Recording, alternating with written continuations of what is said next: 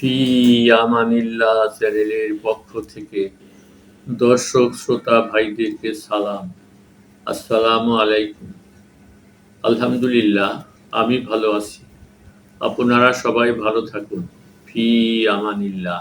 আল্লাহ এবং রাসূলের কোরআন এবং হাদিসের আলোকে ঈমানদার ভাইদের কাছে আমার আকুল আবেদন, আমরা সবাই আল্লাহর হুকুম মানব, নবীর তরিকায় চলব, দুনিয়ায়ও শান্তি, আখিরাতেও শান্তি। হাদিসে পাকে আছে, এক হাদিসে বর্ণিত হইয়াছে যে, যে ব্যক্তি নামাজের ইহতিমাম করে, আল্লাহ তাআলা তাহাকে ৫ প্রকারে সম্মানিত করেন। প্রথমত, তাহার উপর হইতে রুজি রোজগারের অভাব দূর করিয়া দেওয়া হয়। দ্বিতীয়ত, তাহার উপর হইতে কবরের আযাব হটাইয়া দেওয়া হয়। তৃতীয়ত, কিয়ামতের দিন তাহার আমলনামা ডান হাতে দেওয়া হইবে, যাহাদের অবস্থা সূরা আল হাক্কাতে বিস্তারিতভাবে উল্লেখ করা হইয়াছে যে, যাহাদের ডান হাতে আমলনামা দেওয়া হইবে, তাহারা খুবই আনন্দ ও খুশির সহিত প্রত্যেককে দেখাইতে থাকিবে। চতুর্থত, সে ব্যক্তি পুলসিরাতের উপর দিয়া বিদ্যুতের মতো পার হইয়া যাইবে। পঞ্চমত, বিনা হিসাবে বেহেশতে প্রবেশ করিবে। আর যে ব্যক্তি নামাজের ব্যাপারে অলসতা করে, তাহাকে ১৫ প্রকারের শাস্তি দেওয়া হয়। তন্মধ্যে ৫ প্রকার দুনিয়াতে, ৩ প্রকার মৃত্যুর সময়, ৩ প্রকার কবরে, আর ৩ প্রকার কবর হইতে বাহির হওয়ার পর। দুনিয়াতে ৫ প্রকার এই: ১. তাহার জীবনে কোনো বরকত থাকে না। দ্বিতীয়, তাহার চেহারা হইতে নেককারদের নূর দূর করিয়া দেওয়া হয়। তৃতীয়, তাহার নেক কাজ সমূহের কোনো বদলা দেওয়া হয় না। চতুর্থ, তাহার কোনো দোয়া কবুল হয় না। পঞ্চম, নেকবান্দাদের দোয়ার মধ্যেও তাহার কোনো হক থাকে না। মৃত্যুর সময় ৩ প্রকার শাস্তি এই: ১. জিল্লতির সহিত মৃত্যুবরণ করে।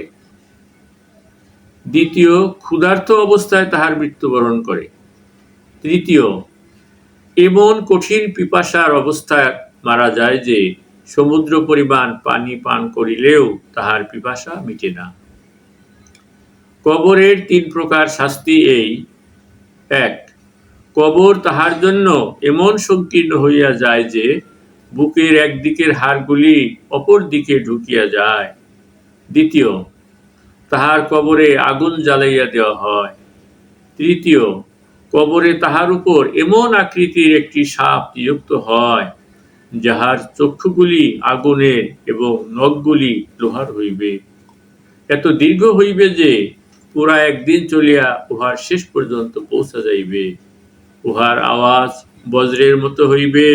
সে বলিতে থাকিবে, আমাকে আমার রব তোর উপর নিযুক্ত করিয়াছেন, যেন ফজরের নামাজ নষ্ট করার কারণে সূর্যোদয় পর্যন্ত তোকে দংশন করিতে থাকি, জোহরের নামাজ নষ্ট করার কারণে আসর পর্যন্ত দংশন করিতে থাকি, পুনরায় আসরের নামাজ নষ্ট করার কারণে সূর্যাস্ত পর্যন্ত, মাগরিবের নামাজ নষ্ট করার কারণে এশা পর্যন্ত, এবং এশার নামাজ নষ্ট করার কারণে সকাল পর্যন্ত দংশন করিতে থাকি।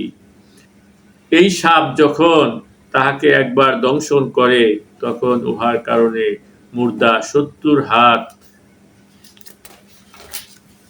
মাটির নিচে ঢুকিয়া যায়।